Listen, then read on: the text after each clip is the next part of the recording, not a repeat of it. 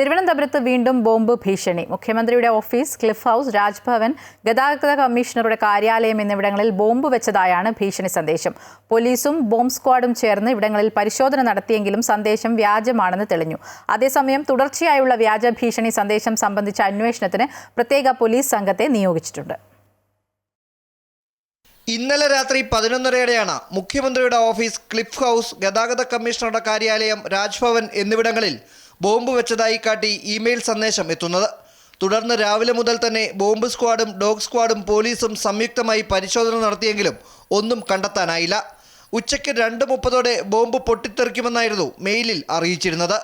തുടർച്ചയായി ഇത് 3-ാം ദിവസമാണ് തിരുവനന്തപുരത്തെ തന്ത്രപ്രധാന സ്ഥലങ്ങളിൽ ബോംബ് വെച്ചതായുള്ള ഭീഷണി സന്ദേശം എത്തുന്നത്.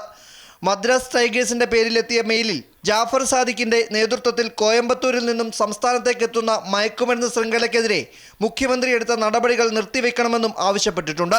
ഹോട്ട്മെയിൽ വഴി ഡാർക്ക് വെബിലൂടെ അയക്കുന്ന ഇമെയിൽ സന്ദേശത്തിന്റെ ഉറവിടം കണ്ടെത്താൻ ഇനിയും പോലീസിന് കഴിഞ്ഞിട്ടില്ല. തുടർച്ചയായുള്ള വ്യാജ ബോംബ് ഭീഷണിയുടെ പശ്ചാത്തലത്തിൽ പ്രത്യേക അന്വേഷണ സംഘത്തെയും നിയോഗിച്ചിട്ടുണ്ട്. കേരള പോലീസിന്റെ ടെക്നിക്കൽ സൈബർ വിഭാഗത്തെ ഉൾപ്പെടുത്തിയാണ് അന്വേഷണ സംഘത്തെ രൂപീകരിച്ചിരിക്കുന്നത്.